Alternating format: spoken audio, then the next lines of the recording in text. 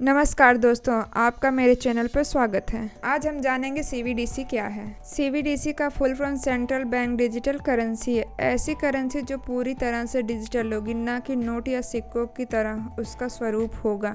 इसे virtual currency या virtual money भी कहते हैं, क्योंकि यह आपके बटुए या हाथ में नहीं दिखाई देगा, लेकिन काम वैसा ही करेगा जैसे रुपए या सिक्के करते हैं।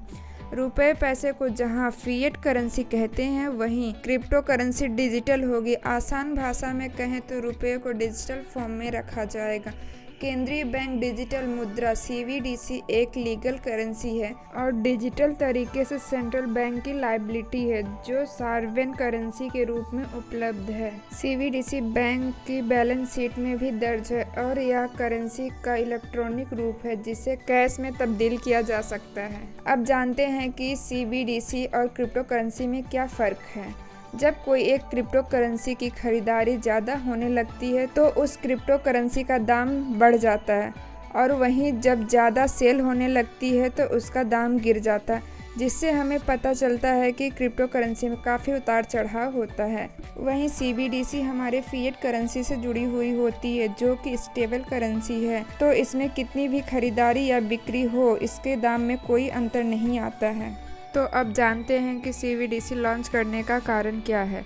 सीबीडीसी लॉन्च करने का कारण यह है कि क्रिप्टो करेंसी की सफलता के बाद अब हमारे पेमेंट सिस्टम और पेमेंट इंडस्ट्री को भी इनोवेट करने का वक्त आ गया है।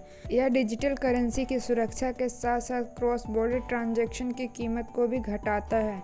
यह पेमेंट सिस्टम बहुत फास्ट है। अगर हम किसी बैंक के जरिए विदेश में पैसा भेजते हैं तो काफ़ी ज़्यादा ट्रांजैक्शन चार्ज लगता है और काफ़ी दिन भी लग जाता है, और वहीं digital currency cross border transaction कुछ ही मिनटों में कर देती है और इसका कॉस्ट भी कम लगता है।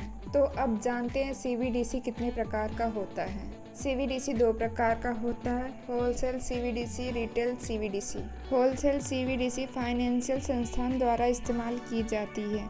यह इंटरबैंक ट्रांजैक्शन करने में भी इस्तेमाल किया जाता है और यह पेमेंट की क्षमता को बढ़ाता है। और वहीं रिटेल सीबीडीसी सरकारी डिजिटल करेंसी है, जो कि जनरल पब्लिक को ध्यान में रखते हुए इशू की गई है। रिटेल सीबीडीसी दो प्रकार की होती है, token based retail CBDC, account based retail CBDC. Token based retail CBDC को एक्सेस करने के लिए हमें पब्लिक और प्राइवेट की ज़रूरत पड़ती है। इसमें वैलिडेशन मेथड का भी इस्तेमाल किया जाता है, जो कि इसे और सिक्योर बना देती है। Account based retail CBDC access करने के लिए डिजिटल आइडेंटिफिकेशन की ज़रूरत होती है, जैसे कि बैंक अकाउंट डिटेल।